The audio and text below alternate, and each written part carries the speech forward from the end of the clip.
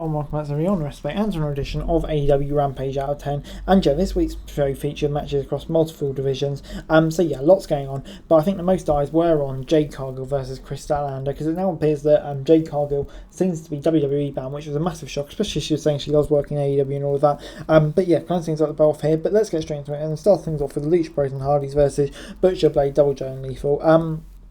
And yeah, the bell rang for this 8-person tag match. Jerry and Penta start things off with Double J taking control momentarily before Penta nailed him with a super kick. The babyface of the first team to isolate an opponent for a serious tag and double team moves, but surprisingly it was Butcher who was taking the beating. It feels like this is said about every match through AEW is this many competitors, but it followed a familiar formula from start to finish. The way it was set up allowed all 8 competitors to have some time in the ring, but a few definitely had more time than others. The match came on to the end when Fenix hit a modified pile driver on the Butcher for the pin. Sutton and Singh took out the Hardys and after the match, but the Leech Bros didn't seem to care. The Righteous came out and looked down for the Hardy Boys for a moment before they went backstage to interview Britt Baker. The match we saw was fine, but it felt somewhat inconsequential, more like an excuse to get a bunch of people on TV at one time than anything else. The good guys got the win, but they didn't really gain anything too major from it, if you know what I mean. So yeah, it gets 6 out of 10 from me. It kind of was there, a decent enough match without being anything too remarkable. So yeah, 6 out of 10.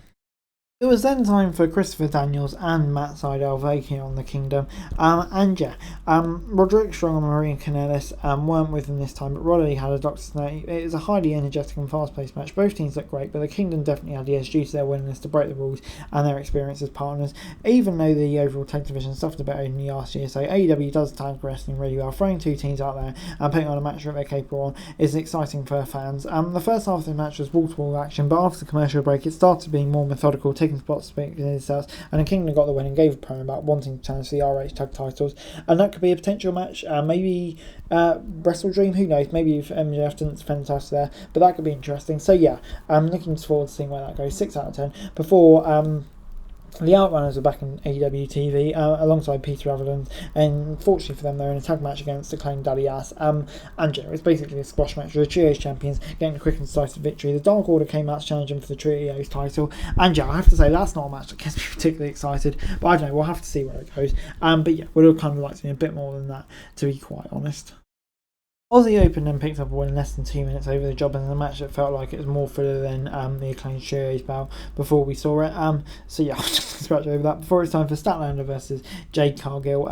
And yeah, the former champions had Mark Sterling by her side, but her baddie's no longer there to support her. She and Statlander were 2 of the only women who can offer physical challenge to each other, so they made sure to play up to how evenly matched they were. Considering Jade's been out of action for a while, this ended up being one of the best matches she's had. It would have benefited from having more time, but they were given the most of what they had. Cargill failed to hit Jade, but managed to hit a chokeslam for a tasty count. After landing her lariat, Statlander hit a scissor kick followed by her finisher to retain her title. Jade congratulated Statlander and hugged her in the win, feeling like a goodbye. And yeah, like I said, I'm shocked that she's going, but I think if this is a way to goodbye, it's a perfect way to a great match. And yeah, saying goodbye like that, it's been a great run for Jade Cargill and AEW, but Statlander makes her look like a beast. An overall Rampage this week gets 7 out of 10 from me. I thought it was an enjoyable episode of Rampage this week, I do have to say. Lots going on.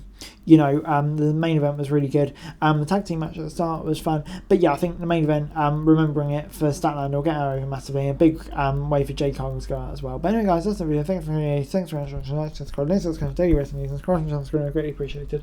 Thanks for watching. Peace out.